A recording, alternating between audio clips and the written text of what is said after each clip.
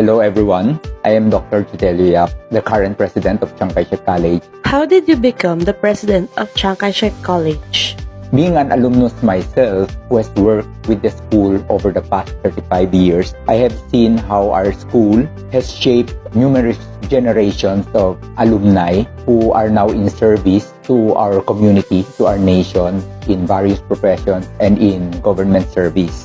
My journey with Chiang Kai-shek College actually started way back after I graduated in college. I was called back by the current president during that time to first start as a faculty member or an accounting teacher, and then from there rising up the ranks until I became the vice president and of course to where I am right now. I look at my journey as actually a calling. It's both a privilege but also a huge responsibility because being an educator, our primary goal is to nurture generations of learners, and that's primarily the main focus of my tenure as the president.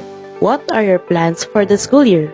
Well, for this year, our school will focus on 4 main points. Basically, academic excellence, character formation of our students, community engagement, and international linkages. We aim to enhance our academic curriculum with 21st century learning competencies using and integrating AI and also modern technology, strengthening our particular subject areas like science and technology, English and Filipino, and the Chinese language proficiency of our students. And then we also want to expand our partnerships with institutions, with other agencies to benefit our students and of course to make them become more globally competitive. And additionally, we would like to introduce new programs, student-led activities, various service-oriented projects so that our students become more responsible, more caring. Like our previous graduates, they become concerned and,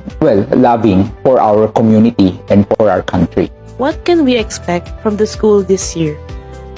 Well, for this school year, we will continue to elevate our students' experience. This will mean more upgrade of facilities and also better environment for our students, especially with the new building. Hopefully, we will be able to use them by the second half of this school year. And more importantly, we will continue to celebrate our unique identity as Chinese Filipinos through various kinds of activities in and out of school. So we will continue to do this one. And of course, look at all other nationalities and all other cultures as well, being global citizens.